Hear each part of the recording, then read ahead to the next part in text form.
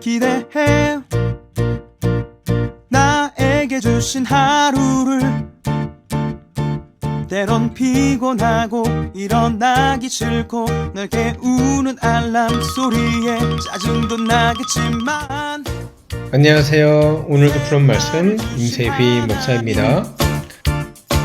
주무시지 않고 나를 지키셨네. 오늘을 나에게 주셨네.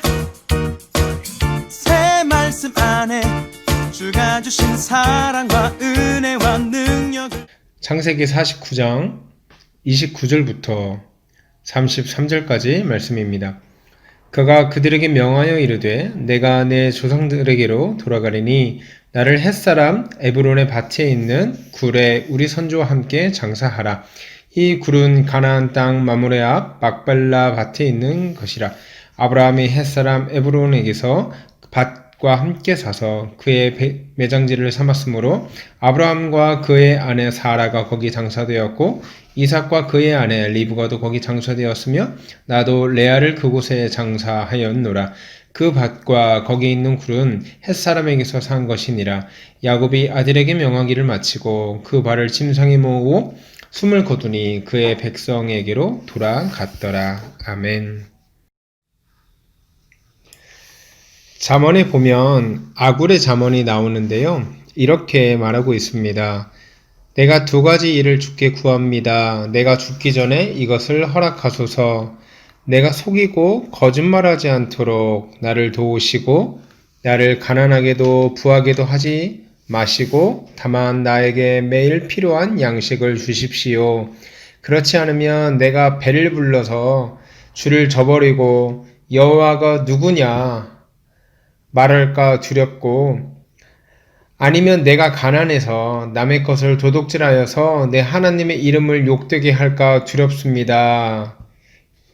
잠언 30장 7절에서 9절까지 나오는 아굴의 기도입니다. 저는 이 기도가 참 멋지고 은혜가 된다고 생각하는데요. 왜 그러냐면 사람의 신앙이, 사람의 믿음이 아무리 좋아도 상황과 환경에 따라서 갈대처럼 흔들릴 수 있는 것이 우리들의 믿음이고 신앙이기 때문에 다른 거창한 것을 구하는 것이 아니라 하나님께 부하게도 마시고 가난하게도 마시고 그런 평범한 일상을 강구하고 있다는 거죠. 여러분 그렇습니다. 우리는요 조금만 잘 나가도 아니면 조금만 상황이 힘들어도 하나님을 원망하기가 쉽습니다. 또 하나님을 잃어버리고 살 때가 많은 것 같습니다. 하지만 오늘 본문에 등장한 야곱은요 그 죽는 순간에도 하나님을 기억했던 것을 살펴볼 수 있습니다. 오늘 본문은 야곱의 마지막 유언이죠. 마지막 유언인데 무슨 유언을 하냐면 자기를 묻을 때 그 막벨라 굴에 묻어달라 이렇게 말하고 있어요. 근데 그 굴이 어떤 굴이냐면 31절에요. 아브라함과 그의 아내 사라가 거기 장사되었고 이삭과 그의 아내 리브가도 거기 장사되었고 나도 레아를 그곳에 장사하였다고 말하고 있어요. 그곳에 자기도 묻히게 해달라. 이제 후손들에게 그렇게 유언을 하고 죽는 장면입니다.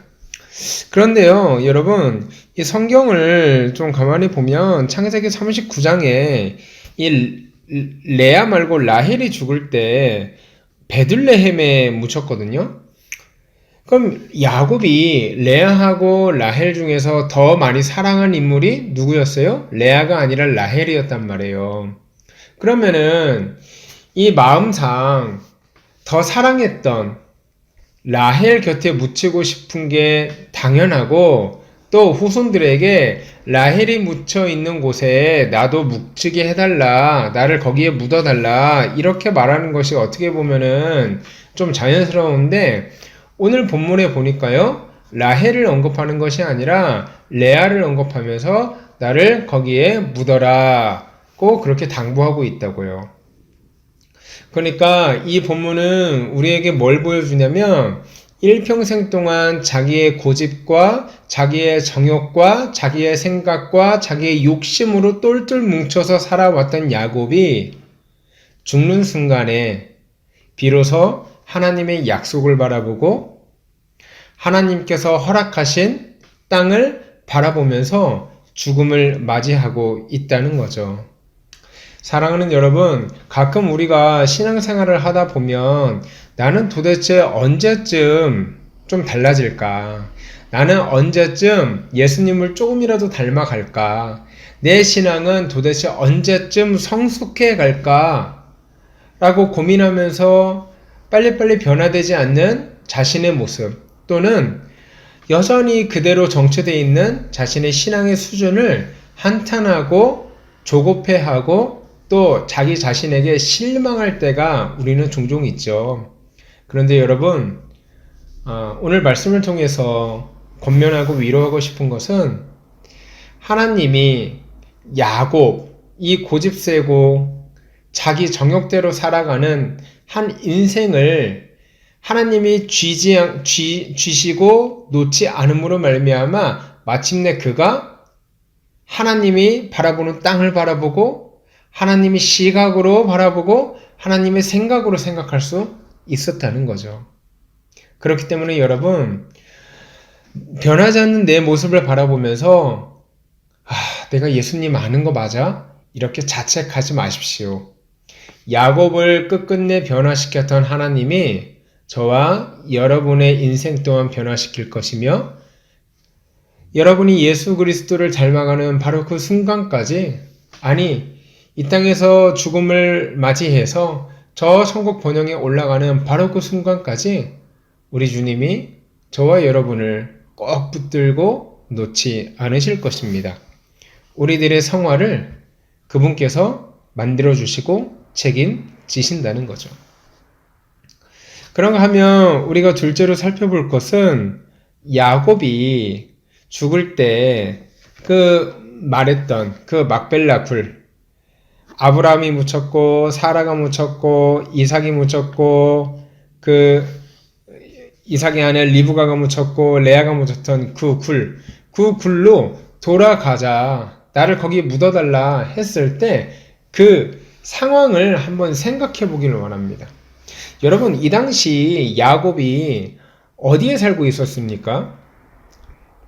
아들 요셉이 총리로 있는 애굽, 얼마나 편하게 살았겠습니까? 아들이 권력이 실세예요. 2인자예요. 누구 하나 손가락 까딱할 사람 없어요. 그런 데서 얼마나 편하게 살았겠습니까? 그런데 그가 죽을 때 애굽의 좋은 곳에 장사해 주십시오 라고 한 것이 아니라 어디를 바라봐요?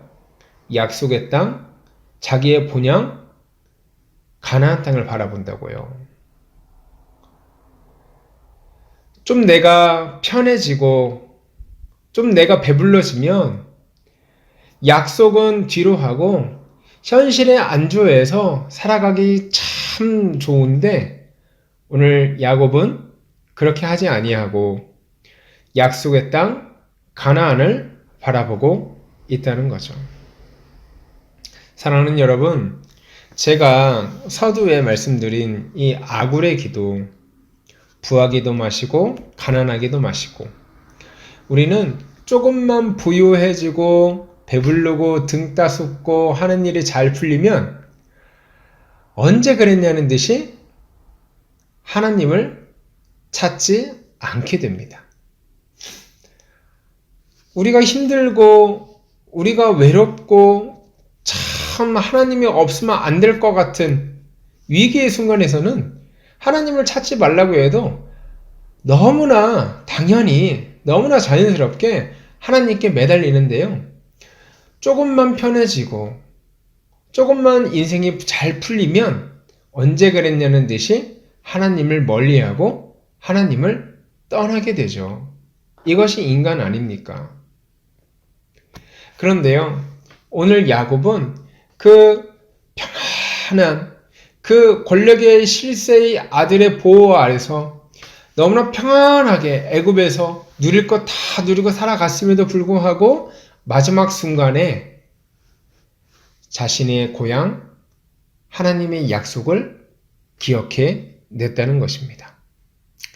사랑하는 여러분, 우리가 이 땅을 살아가면서 하나님께서 우리에게 복을 주셔서 하는 일이 잘 풀리고 순풍에 돛단 듯 너무나 척척 일이 잘 진행되고 가정도 평안하고 일도 잘 풀리고 바로 그때요.